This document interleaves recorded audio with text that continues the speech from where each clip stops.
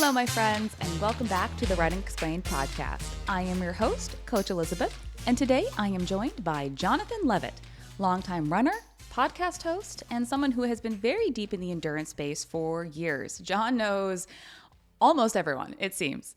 We're talking today about how he started running in the wake of the Boston Marathon bombing, our takes on Faith Kipyegon's Breaking4 attempt, the business and the big bucks of running, and we also talk about the Boston Marathon downhill race qualifying changes. And we have thoughts, many thoughts. We also talk about racing, chasing big goals, and what it really means to go up to and then past the edge of what you thought was possible. And listen up, if your big goal this fall is the Philadelphia Half Marathon or Marathon, listen up. Most runners don't realize that they need support until they're already deep into training and struggling big time. Road to Race Day Philly is for everyone who's tired of flaming out on race day or who actually wants to get the most out of this training cycle. It is coaching, it is structure, it is accountability, it is support, it is teamwork, and it all starts on August 4th. Get the details and sign up now, runningexplained.com/road to race day. Spots are limited and we start on August 4th, so you are not going to want to miss a single minute of this training. All right, let's get to it. Jon, welcome to the show. I'm so excited to have you here. Thanks for having me, Elizabeth. I cannot believe you haven't been on the show yet. That is a failure on my fault. So to everybody who has been asking for Jon to come on, here he is. I deliver him to you in full. My mom must have been writing in many support tickets asking for. Yeah, thanks for having me on. So for people who may not be familiar with who you are, go ahead and tell us, Jon, who are you? So I ask a similar question on my podcast, which is to say I'm a podcaster. And the reason I ask it is because I think the way that people describe themselves gives you not just an idea of who they are, but what they care about. And so I answer that with that lens, both literally and, more in depth than just who I am. Who am I on the surface? On the surface, I run, I bike ride, I live in Boulder, Colorado. I moved here 4 years ago. And I'm just a curious person, which is why I host a podcast. I've been hosting for the long run for the last 6 years. It evolved as a reason for me to have, or an excuse for me to have conversations with runners in the space that I respect and want to learn from. And it evolved into a place where I continue to learn from these people on a weekly basis. And then I just launched a new podcast called Long Run Labs. It is aimed at the intersection of business and endurance. So again, I want to learn from these people. I want to have a conversation with them. I want to share those learnings with the audience because I'm a curious person and I like to understand why. I like to ask why a lot. And having a podcast or two is a great way to ask my favorite question on a very regular basis. Yeah, it's so true. I was saying to somebody not too long ago that being a podcast host is like a cheat code to learning things. Like I got to, like you get a crash course from experts and you can ask them all the things that you have in your head. It's incredible. And they answer. Yes. And you can ask follow-ups. I was talking to somebody about this actually, and he was thinking of starting a podcast as well. And the reason for that is he just wanted to talk to people and he just wanted to have and I was like, dude, you can just like talk to people without recording the conversation, but people are much more likely to say yes to a 1 hour recorded conversation than a 20-minute non-recorded conversation because it's 2025 and that's how it works. As to say, it sounds like the 21st century version of somebody who retires, is bored, just wants to talk to people all day and goes and like works as a cab driver just exactly. to talk to people. Yes. Well, I'm really excited about the business podcast. I mean, the business of running is booming, and that's not even our topic today. Like we're just skating right over that because obviously you have a whole show coming out about it. Yes. Business is booming. Trail running is growing at 8% year over year. Road running is fairly consistent, if not stagnant, but things are more expensive. And so while people are buying less, the revenue is up. and participation is up, particularly in trail running. And so, yeah, it's a very interesting time in the space. There's a lot of money coming into the space. That's both a good thing and can be a bad thing, depending on the source of that money. But ultimately, we're seeing a lot of investment into run clubs, into products and services and technology, carbohydrates and fueling, and all of the ancillary things that go beyond just putting shoes in our feet and going out our front door. Well, I can't wait to listen to that. But let's get to the running part of this podcast. So, John, like you said, you have that question you asked your guests, and who are you? And the question that I ask all of my guests, and I'm going to ask you this, is how did you become a runner? So I got into running after graduating college in a similar story as many of us. Like, what the hell do I do for exercise? That was 2012. I started running, and I was doing like 7 miles a week, if that. The next year, Can I ask you, like, just unstructured, just like go out for yeah, a little like a bit, couple of come home? 2s and 3s, Yeah. yeah. 2 mile, 3 mile long run, kind of a deal. And fast forward a year, I'm doing these, 2 and 3, sometimes 4 mile runs. And then the Boston Marathon bombing happened. I was living in Boston at the time. And I felt inspired to go drive to Newton. And actually, I was living in Needham, where I grew up. So I drove to Newton. I parked at what I thought was the marathon course, which it was. It was basically at the top of Heartbreak Hill. And then I ran into Boston. And because it was an active crime scene that looked like an active war scene because of all of the, heavy artillery, art, anyway, and SWAT teams and all this stuff. And I was told, I I was stopped at Boylston Street and turned around, and so then I ran back to Newton. That was my first half marathon. That was my first stress fracture. I went couch to half marathon, back to couch. But I was like, this running thing is cool. I ran for exactly 2 hours. And I was like, wow, 2 hours of running. I had only done like, a few 4 and 5, maybe a 6 mile run here and there. So this was like substantially the longest I'd ever run. And I got injured because of it. But I was hooked. And a few weeks later, I started running again. I started going to November Project. I started working with a coach. I ran my first marathon, and really fell off the deep end quite quickly. And here we are. And here we are. I live in Boulder, Colorado now. From Boston to Boulder, I mean, I'm trying to think of a city that's more running focused. I mean, You can't. You can't. I'm like, Eugene. Flagstaff, but that's like a training ground. Yeah, but like, okay, I used to live in Portland. Yeah. I love Oregon, but like Eugene's not a destination. Sorry. Like as a city, but yes, Got probably it. more Yeah. running focused. Oh, that's great. So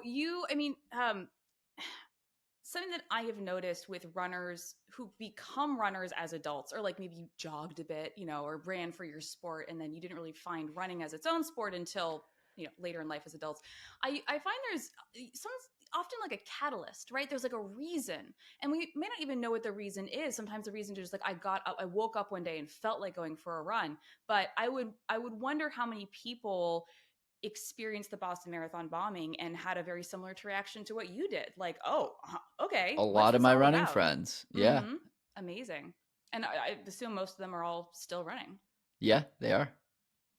Yeah, love it.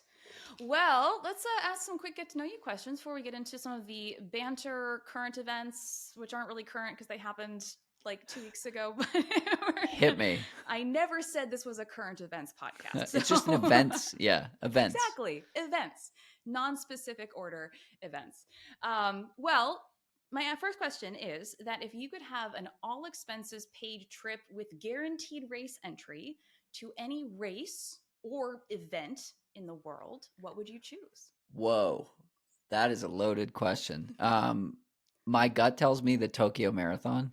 because I have been dying to go to Japan. It's really far away, and the all expense piece would certainly have to include a lie flat seat. Yes. And then a lot of sushi in Japan. But I've also heard great things about that marathon. I've heard great things about the people of Japan, and just like that's a culture that I want to experience. Um, yeah, that would be really cool. Awesome. Second question is, what is your current favorite run fuel? My current favorite run fuel. I am loving the blue raspberry um, Cranky bonk gels? bonk Oh, sorry. breaker gels. I'll edit that Bonk out. breaker chews. The blue raspberry bonk breaker chews. They taste like candy, and they have 20 grams of carbs per serving, and they're delicious. Like truly, truly delicious. You can pry blue raspberry from my cold dead millennial hands. Exactly. Exactly. Third question. And it's nice when I get to ask this question of people who've been running for a while. Think back to all of the running shoes that you've ever owned. What has been your holy grail? I'm pretty sure those were magic. The Nike Pegasus 34 was about as close to, and I stopped running in them in like 2021. I still have a pair in my garage that I use as a walk around shoe. And I've been, so since 2017 or 18, I've been seeking a follow up shoe to this one. The Peg 35 was not it. The Peg 36 was even less it. And the 30, I stopped after the 37. The Puma Velocity is quite similar to the Peg 34. The Velocity 3. By the time this episode comes out, the Velocity 4 will be out. It comes out on Thursday, the 17th, July 17th, and I'm told it's better. So, fingers crossed. What is it about the Peg 34 that was so special? Oh man, I had it in a blue and white colorway, which it was just like a fresh colorway, and it just felt like you just couldn't feel it. It was like a perfect underfoot. It was a wonderful road shoe, and like I said, I literally had a dozen of them. I was buying them on Amazon for like $60 for the When next you're few like, years. this might be fake, but I who don't care. cares? Yeah. Yeah. One of them definitely was fake because it felt super different. And when you have 11 to compare it to, you can start to notice the little intricate differences. But yeah, it was just like the way I like to describe a good running shoe is you just don't feel it. Mhm. Like I ran in the Scarpa Spin Planet last year, and it's a trail shoe from a brand called Scarpa here in Boulder. They make climbing gear. They make ski boots, like really high end ski boots, and they have a running shoe for literally every type of weather and terrain. They have 30 models of running shoes, something crazy like that. And I put on this Scarpa Spin Planet shoe and ran on technical trails as part of a PR event with them. And they were like, "Oh, what did you like about it?" I was like, "I just didn't feel it." And that's how I describe a good shoe. You just don't feel it. Yeah, you don't feel it. You don't have to think about it. You can actively be like, oh, yeah, these shoes. But you're not like, oh, God, these shoes. Right. So Yeah. Peg 34 and Velocity 3. Which of the weather conditioned shoes did you try? Which are those most appropriate for? The Scarpa wait, what about the Yeah, Scarpa shoe or those. the Yeah. Oh, I mean, it was just like a sunny, perfect day in Boulder. Okay. Just perfect day shoe. Yeah, perfect day shoe. To be the person who has a shoe for every very specific condition. You should see my shoe collection because it's basically that. It's like, oh, is it snowing? Oh, is it moist snow? Oh, is it dry snow? Oh, is it raining? Oh, are there puddles? Oh, are there puddles but it's warm out? Oh, are there puddles but it's crazy. I counted 44 pairs recently, and that was after I got rid of about 12. Wow. That's very impressive. It's too many. I think the highest number of pairs of shoes that I've had at any given time has probably been in the low to mid 20s. But I do a lot of gear testing, Yeah. so I don't want to have a bunch of that stuff laying around, but every so often you come across a gem. So that's super fun. Yes. Well. On to our chit chat. I haven't talked about this with anybody, and I've wanted to. And that is the Faith Kipyakin Breaking4 in the Mile event that happened at this time of recording, probably about 2 weeks ago. But holy crap, what an event! What an event. I like how brands are doing these moonshot events, because the more moonshots we see, the more people are willing to make their own moonshots. And so I think that, yeah, some of the purpose of it is like, can we break 4 in the women's mile? By the way, my 2 cents on that is that was an extremely aggressive Oh, we're going to talk about that. I goal. have many thoughts about the goal. But to swing for the fences inspires other people to swing for the fences. We saw it with Kipchoge in the Breaking 2. We saw it with what just happened in the with the 1500, the men's mile, the women's I forget what, 5000 with the what did she run? Yes. It was Faith, It was right? She ran 13:58. Under 14 for the first time. Yeah. First woman under 14. Right, and it was Faith, right? Yeah. Yeah, like a week later. Right. Incredible. Right, which mapped to like a 403 or 404 mile. Or she didn't. No, she ran the. No, it was her. She ran the 1500 though. Wasn't it somebody else who did the 5,000 meter? We need the fact checkers I know out. we do need the fact. I need a producer. I'm going to pretend that I have one. Oh my gosh. Okay. So yeah, I think it was a really exciting event. I think that she was on target for like 1200 meters. And so I just wonder, like, what would have happened if she went out at 403 pace and held on for 1500 and then kicked. But like, again, who am I to armchair quarterback, the best miler out there. But all right, so I have the facts. So Beatrice Chibet is the one who went under 14 in the 5K. So right. She ran but what did she so she ran a 13:58:06. Faith ran the 1500 in 3:48. Right. Okay, yeah. That's what I was thinking of. Yeah, which is, I knew there was an 8 involved and a 3.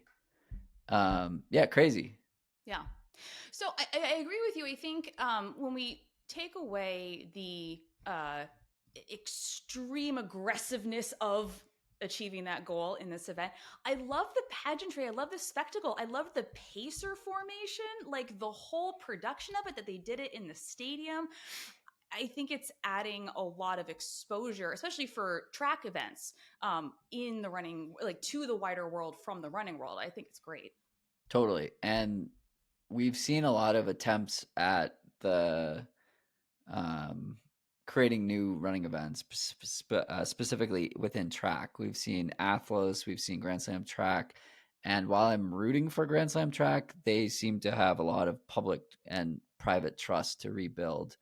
Athlos seems to be building a more sustainable model, which makes sense because Alexis Ohanian is a fantastic business operator and as the co-founder of Reddit. And I just saw that he was announced to be a guest shark this season on Shark Tank, which I'm thrilled with because tens of millions of people watch that show. And of course, that I'm sure they're going to talk about Athlos and what is Athlos, and maybe they'll capture some more running fans out of all the people who watch ABC. He's also invested heavily in women's sports for years. I mean, obviously, because he's married to Serena Williams, but he's been an early investor in women's sports specifically. I think of running and track like kind of in the same vein as that tier of sports. People are like, oh no, I'd watch that if it were on. And then when it is on, nobody watches it, like those kinds of things. But all you just need to do is give people a chance to watch it, like create the storylines and make it really exciting. Exactly. I had a brief chat with him about this, and yeah, he is obsessed with it's not a moment, it's a movement, as they say.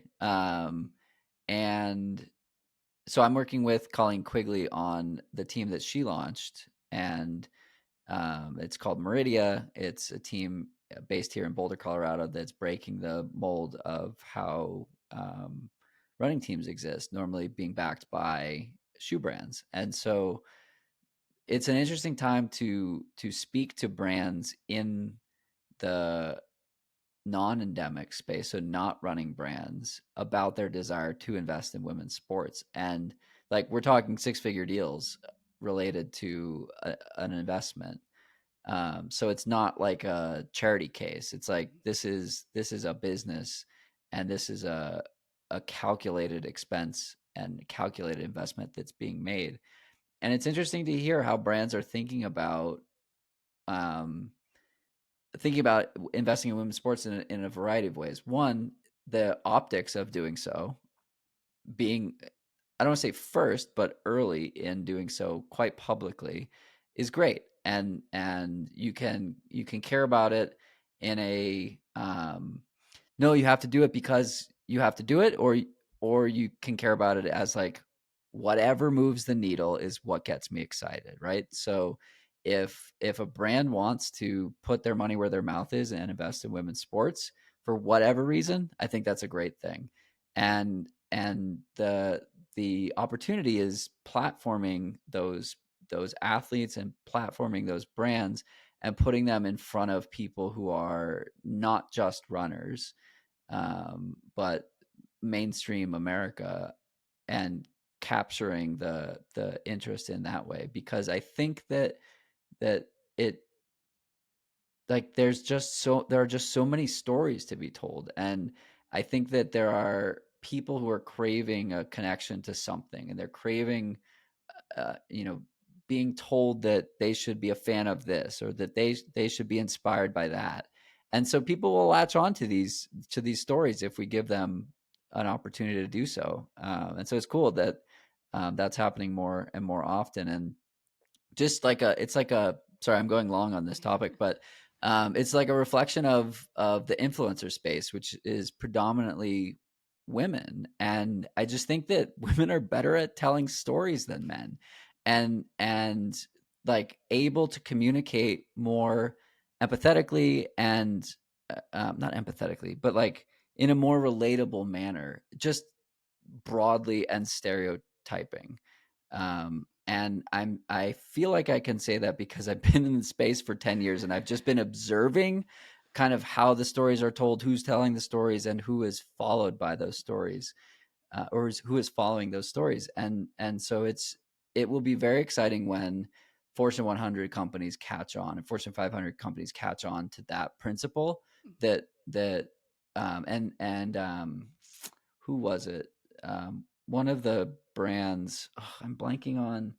Um, it's a it's called Parity. Parity is a brand that negotiates sponsorship for female athletes, and they came out with a bunch of great statistics around um, basically driving more business impact by investing in female athletes. And so brands are going to realize this, and they're going to start doing it because A, it's the right thing to do, and B, it moves the needle.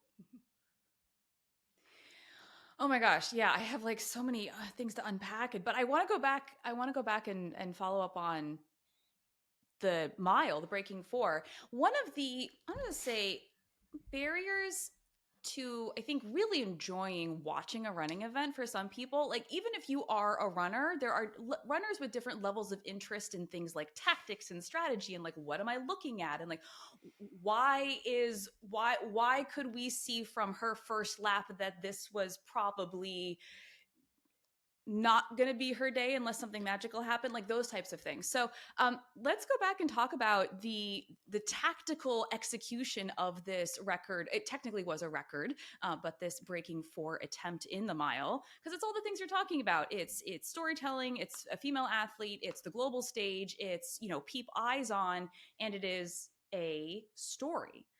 What do you think the story was that Nike was trying to tell about what Faith was doing?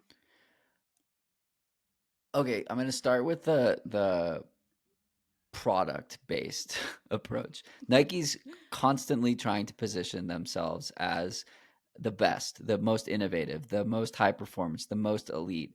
And if you are a 5-hour marathoner, you can benefit from it too. But let's learn from the tip of the spear and then apply the lessons to the back of the pack. They've always been fantastic at that. And so the spectacle of the bodysuit, the formation that that the Pacers ran in, like all of the science, Nike Sport Research Labs is fantastic. I've worked with them via projects with Shalane Flanagan. These people know what they're doing, and it's extremely impressive, and they leave no stone unturned. So part of it was the spectacle of like, look at this science project that we've put together. So that's the physical component. Then you have the mental component of like, again, it gets back to the Kipchoge thing. Like, it's or what we saw in the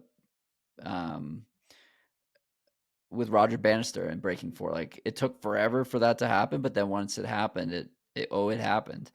And so I think they were going for something similar, as I was mentioning before, that um, dare to dream. What happens if you, like, how far could you go if limits didn't exist? Like, that's their brand vibe, that's their ethos, that's what they're trying to inspire you to do. And they want you to put on that swoosh and feel like you are invincible as well, and that when you put on their gear or their shoes, that the same scientific rigor and process that they've applied to Faith and Eliud Kipchoge and Shalane Flanagan, like, you're getting the benefit of that too. And so they do this whole spectacle with all of the, people in the stands and making it look like a real track event. I mean, it was a real track event, but having it look like a proper track race, outside of just a 4-minute event.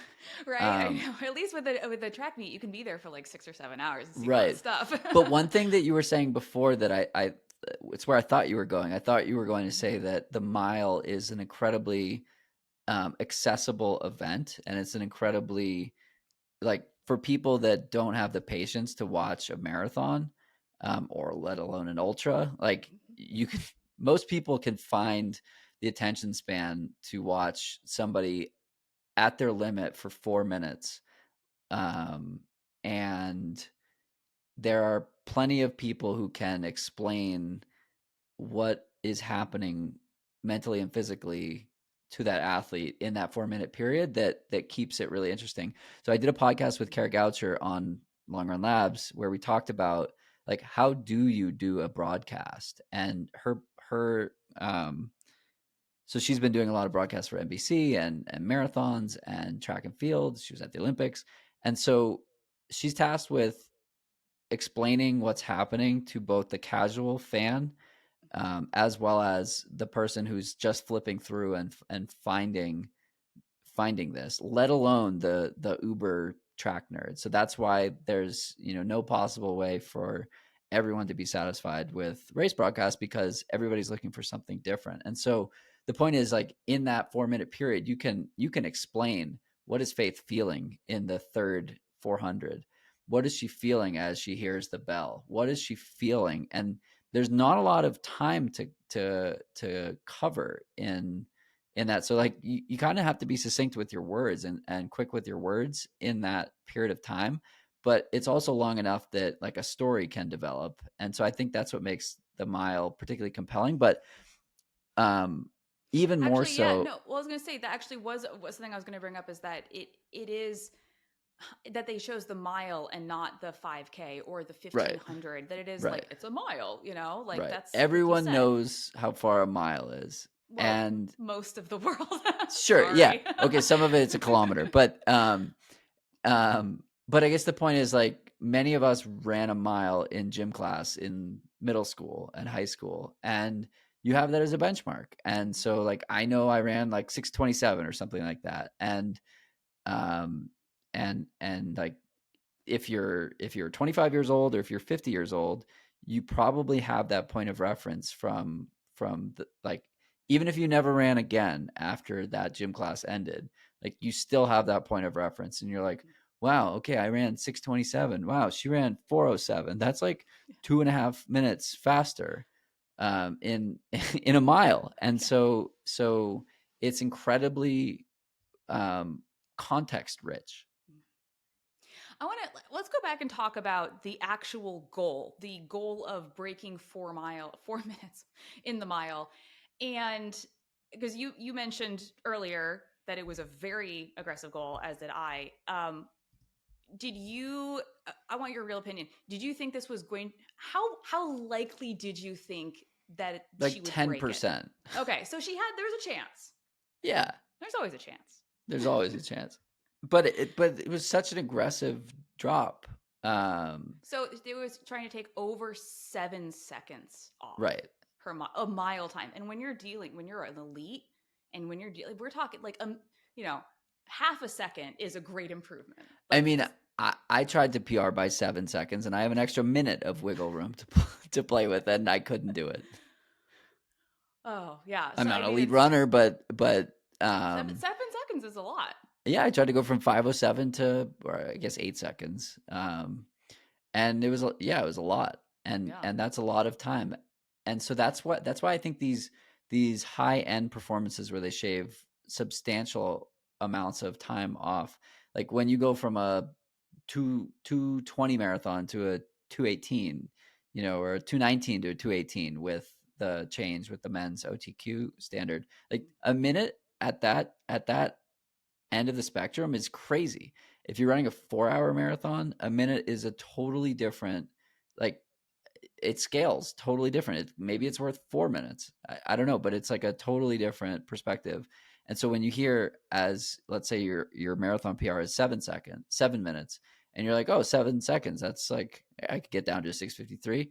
Well, that, like, imagine if your 7 minutes went down to like a 5:59, and that's what you had to do. So it's like it's so much time. Mm-hmm. So she was on track. So her first split was like almost a 60 seconds flat. And she was doing pretty well through the halfway point. And the third lap got a little dicey. And then she finished strong, but never really recovered. Yeah, the 1200 was great. And yes, it looked like she was gonna do it Yeah. through 1200, but it's a 1609. It's not a 1209. I was it helped, I think, as a firmly in the middle of the pack recreational runner. It's so fascinating to me that I can, on one hand, admire what I'm seeing is incredible. Oh my God, she is so talented, and also I know what that feels like, to be coming around the final turn and your legs are dead and you're dying. Like, as a runner, what I love about the sport is that there is that universal, we all know what it feels like to be that in that way as a runner, no matter if you are trying to break a world record or you are trying to finish your local 5K. I love the human experience of it. I didn't even think about it in that way. And so a couple of summers ago, I tried to break 5 in the mile, and in that, I did it in a race. It was a race that my podcast sponsored. We sponsored the Breaking5 Heat. We did a whole video production around it. And so, like, I had a lot of friends that showed up, and we went out in a 69-second first lap, which is 4:34 pace. I was not paying attention to the splits or my pace. I was just following the pacer, who went out too fast because his watch was broken. And he had run 18 miles that morning, so bless his heart that he was back at it, but he overshot. He ended up running a 5 flat, but the hard way.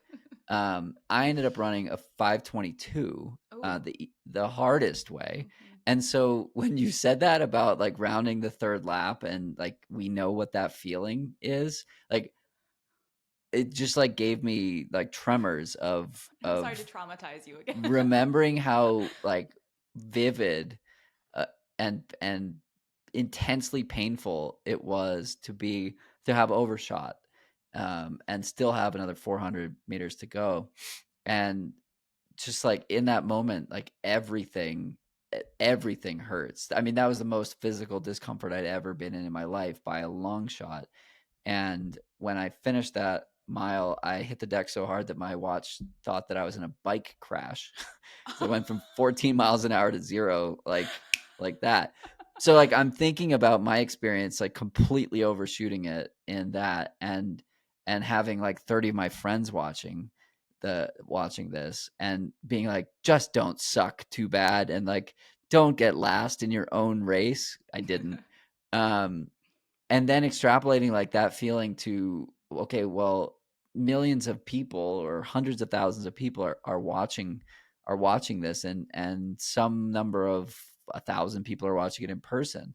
And so I can only imagine being so deep in the hurt locker at the 1200 and knowing that like the world is watching you, or 1,000 people are watching you. Like for me, like having 30 people watching me or 100 people watching me was a lot. And just knowing the like you run your finger along the blade in a mile or a 5K, and you have to touch the edge, and you have to press harder as the race goes along. And at some point you're going to start to bleed, and like she was bleeding like crazy and I was bleeding like crazy. And so it just takes so much bravery to continue when you've exceeded that threshold and that capacity, because an athlete of her caliber knows that she may have just gone beyond what she's physically capable of, and like she's pushed herself so hard and so many times. She already had the women's world record in the mile, so to be able to get to a place where you are the world record holder, you need to have failed spectacularly a handful of times, both publicly and privately, in order to understand what that razor's edge feels like and how to navigate, not sinking your finger into the knife as you're touching the, or like the other analogy is like putting your hand on a burning stove and seeing how long you can let it stay there. Like that's what it. And if you're like, what the hell is this guy talking about? I recommend that you sign up for the nearest 5K and go run it more uncomfortable than you've ever run a 5K before, if you don't know what I'm referring to, because this is a pain, both mental and physical, that when you do it, and when you do it repeatedly, it proves to you that you can do so much more than you think you're capable of. And so to me, that's the why do we as amateur runners do this thing? Like I do it because it allows me to do other things that are hard. And Faith running a 407 or 404 or 359, like that is the demonstrable experience of we can do more than what we think is possible. We can tolerate more pain than what we think is possible. And you just need repetition and muscle memory and calluses. And so again, like if you've made it 37 minutes through this podcast and you're like, this, I don't understand what this guy is saying, I implore you to go run a hard 5K or go run a hard mile. And if you're going to go run a hard mile, shameless plug for Colleen Quigley's Meridian Mile. Go Google that and sign up for that, and do it that way. But like, go out and do an acutely hard thing, and then tell me that other things don't seem as hard, because they won't. Something that you said about going to the edge and essentially and beyond when you don't want to go beyond, but having that awareness, an athlete of Faith's caliber, even just say a regular sub elite runner. So many of us, I think we have far more capability today in our current level of fitness. Wherever you are today, you are capable of more than you realize. It's just, and I'm going to say this and it's going to sound really weird, but it's like unlocked behind doors, and all you have to do is be brave enough to kick the door open. And by that I mean suffer a lot, like so much, to stay in that place, but it's there if you're willing to go find it. Now, you don't have infinite doors you can kick through. Eventually your body's going to say no, but when you're in a race or a workout and you find one of those doors and you kick through it, you'll never forget it. It is the coolest feeling in the world because you feel literally invincible. Kicking doors is very, very fun, and you should respect the bottom of your foot and not kick in too many doors. Exactly. Because Maybe you can, one or two at most. yeah, yes. Yeah. Yeah, I mean, it's the kind of thing that like you don't get it until you get it. And again, there are going to be people listening to this that are like, I have no idea what this guy's talking about. I just like running and I don't need to kick down any doors. And again, my invitation to those people is like, just try it. Like try it a couple of times.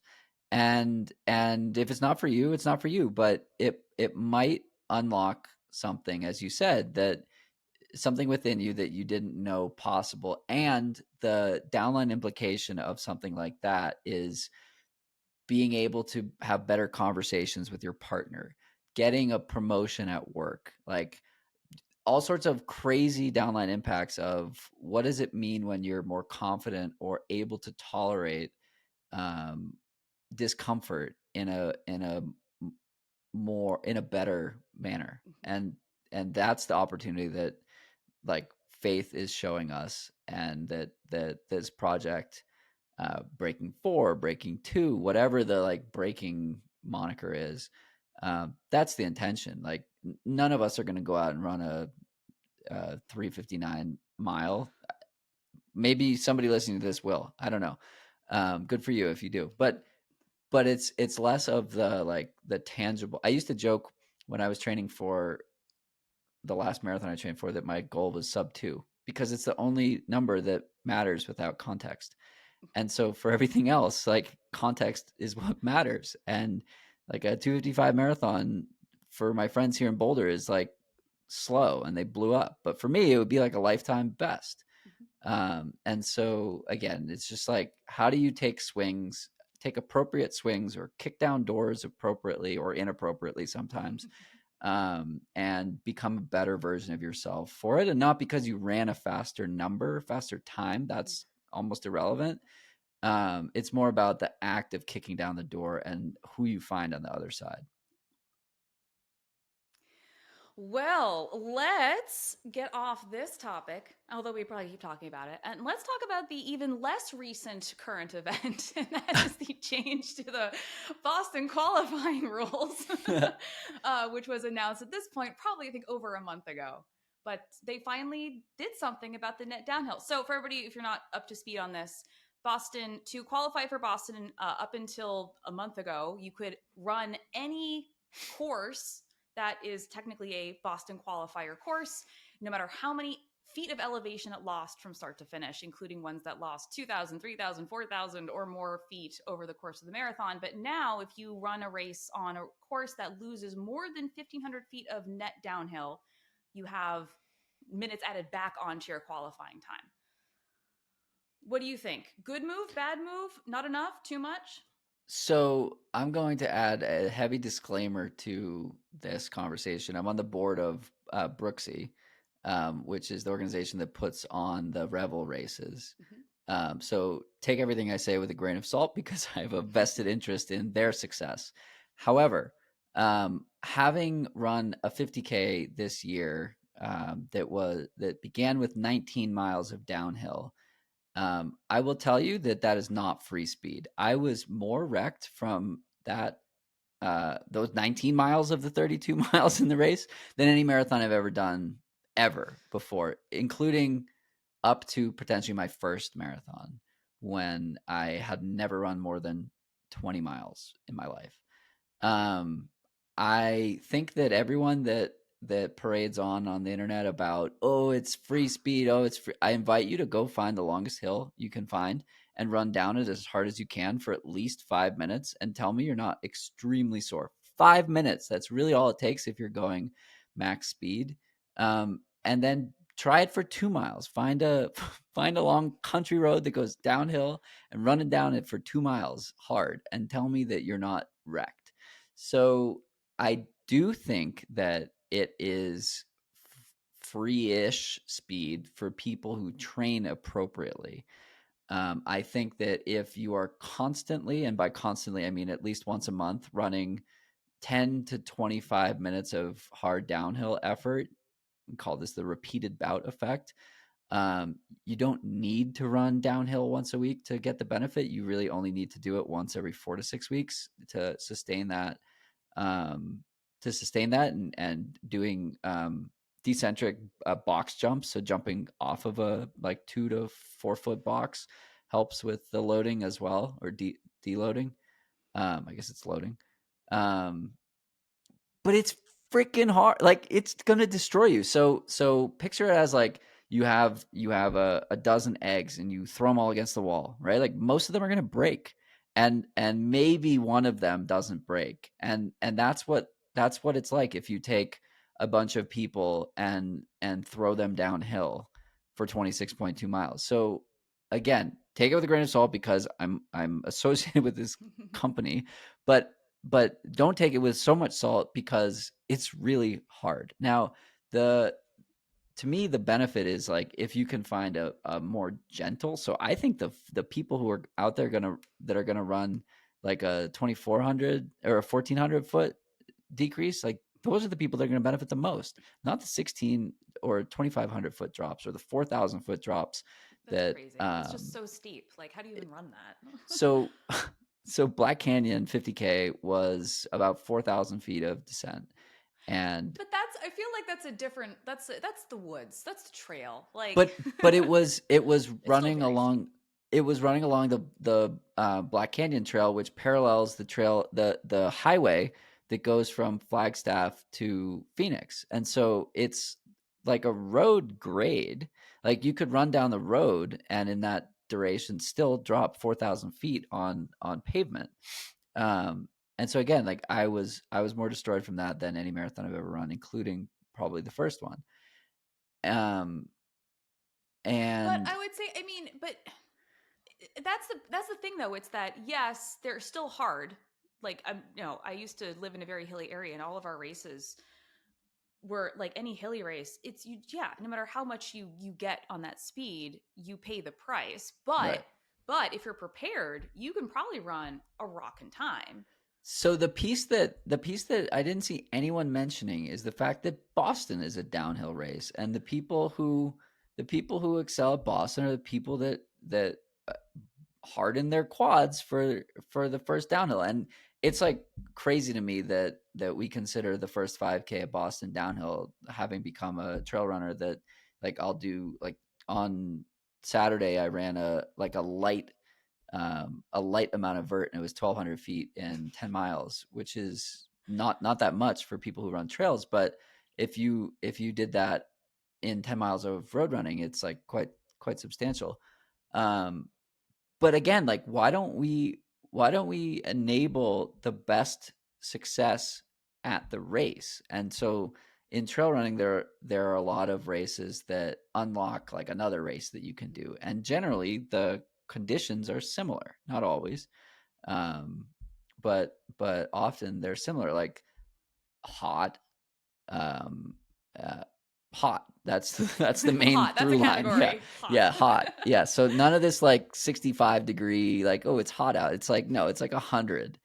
No, For that's such a good but point though. you're prepared for the conditions, and so like also people love controversy and people love an excuse to yell at other people on the internet, and so I saw a lot of that on this one, and I just like totally stayed out of the conversation because I was like, this is stupid. The decision has been made. It's not going to be changed. And I honestly don't care enough to clearly I care enough because I've been talking about it for 10 minutes now. But um, I just thought it was silly. I was like, we've seen every possible change with Boston qualifying standards over the last few years, and the through line is like nobody cares, run faster. Like if you want to get into Boston, you have to be 5 minutes faster, 7 minutes faster than your BQ time, and don't run a marathon with 1,600 feet of drop anymore.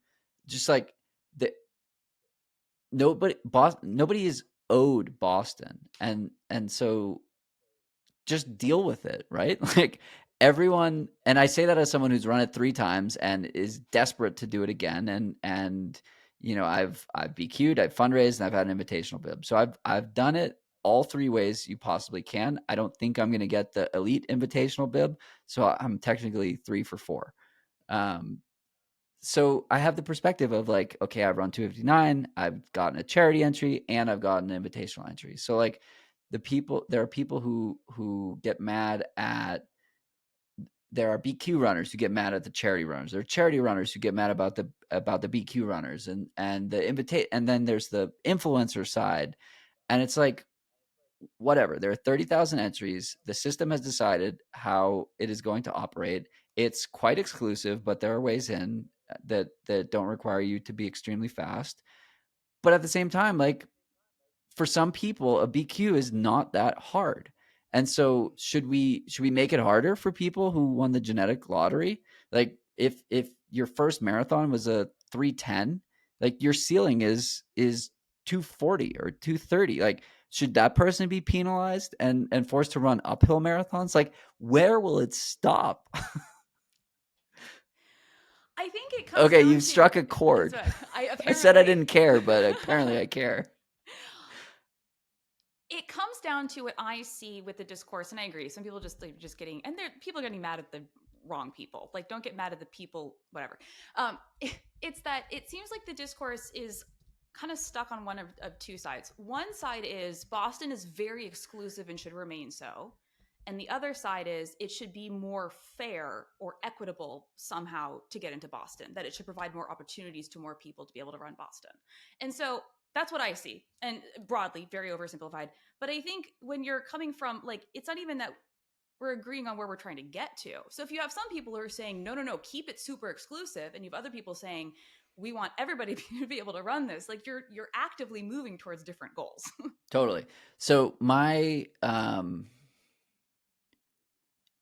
yes. So there are a lot of marathons that can be run. There are now 7 majors that can be run. The majors are extremely expensive to get to. Half of them are outside the US. So if you're in the US, it's expensive. And if you're European, Asian, Australian, whatever, it's really expensive to run Chicago, New York, Boston, etc. outside of the fundraising or like time it takes to qualify for it. I think that exclusivity can be a good thing. Can I say that without getting canceled? I hope so. Like, having the aura or the what am I trying to say? Again, like, Well, it's a prestige, right? a prestige, Like, yeah. yeah. But it's not a it's like, not everyone can go to the Olympics, but there are track meets that you can go to, and you can play basketball. You can go, like, this is my, like, most controversial take, that I think it's kind of good that we have something in our sport that amateurs can train for and not get and not achieve, right? Like, there are participation trophies, and there is inclusivity, and there there are ways we can be inclusive without being, like, pedantic. Mm-hmm. And I think that that's, like, a very fine line to walk. It's even a very fine line to, like, say out loud on a podcast. And Yeah, like, how crazy is it that you're, like, concerned with saying this out loud? This is, I mean, in most, I would say, corners of the world, people are like, I don't understand what is, how is that controversial? Like, right, totally. yeah. So like I said, like, it's, for me, Boston gave me something to work towards for 4 years, and that journey inspired me to, like, be a better version of myself in both running and not running. And how cool is it that we have this thing that only about 30,000 people can do, that is exclusive enough that people choose to work towards it and share their stories and blah blah blah, and can inspire others, in theory, along the way. And so I don't think that we should, like, actively remove all things that are exclusive, right? If you said that the benchmark to run any marathon is, your age, if you're older than 35, you get 5 minutes, and you have to run 3 hours. Otherwise, you can't run the marathon. Well, it's like, that's crazy. It would not make sense if that were the case for everything. But I don't know. There's something about a handful of events that remain, like, the pinnacle of the sport. And I think, you can say, "Oh, cool, Jon, but you've done it 3 times." Like, great. Thanks for your perspective as someone that's, like, fit enough to be able to run their way in, or, like, have a chance to do it again in the next 20 years. But I think I would feel that way even if I were a 4, 5, 6, 7 hour marathoner. Like I would want something or someone to push me to be better. And so the parallel is what's happened with the Olympic trials qualifying standard in the marathon, right? The women's standard used to be 245, then it became 243, 237, and now I believe it's just 237 without a B standard, Yeah. and it went from 220 something or 219 for men to 218. So they realized that the women's drop was very substantial, and the men's drop um, was dropped as the men's time was dropped as well. And you didn't see anyone complaining. At least I didn't see anyone complaining. You saw a bunch of people who said, "Nope, never going to make that. Forget about it." And then you saw people eh, who rose to the challenge or rose to a challenge to say, I'm going to be the best version of myself. I may fail, and let's see what happens. And so that's the ethos, that's the vibe that I want to emulate, or that I want to see, like a 340 woman trying to become a 330 woman, or a man who's 305 become a 255. And I can promise you that it's better to have tried and failed than to just like throw your arms up and say, this is unfair, like I can't do this, so I might as well not. Like that's not a strong mind mentality. And I would highly advise anyone who feels that way to, what am I going to say, go out and run a mile hard. That's a solution to everything, is it? Yeah, but like, I don't know, maybe I'm oversimplifying it, maybe I'm like giving cancel worthy takes, or something, but I just think that, like, the world is the, well, that's gonna sound bad, and I don't agree with that. Well, let me say it this The way. world has given us a bunch of scenarios, and there are a bunch of different ways we can respond to it. For things that are like substantially need change, we should focus on changing those things, and whatnot. But for things that are like kind of outside of our, like a marathon, like work harder, like pick a goal that's both realistic and challenging, and strive for it. You might fail, but that's fine. The great thing about the Boston qualifying times, well, so far, let's see what happens in the next few decades, is that as you get older, you get more buffer time. Right. So just keep going, keep going. No, and I mean, there's so much to unpack here. A couple of things. I mean, as somebody, so I ran Boston in 2023 as a qualifier, and I, the biggest kind of pet peeve, or the biggest thing that pisses me off, I'll say, about their entry system is that it is the unknown additional buffer time. The unknown right? is truly crazy. It would be one thing to be like, here's the cutoff. And you knew, it's like New York or Chicago. Like you run under the cutoff, you're in. There's no guessing. Right. There's no like, should I book that hotel? Should I book my Right. flight? That part Like, should be changed, because that's ridiculous. Ridiculous. I mean, I don't know how to like fix that, but the alternative to like qualifying, if they're going to eliminate the qualifying system, which is like, I don't know what the solution is for some arguments, but the alternative is a lottery.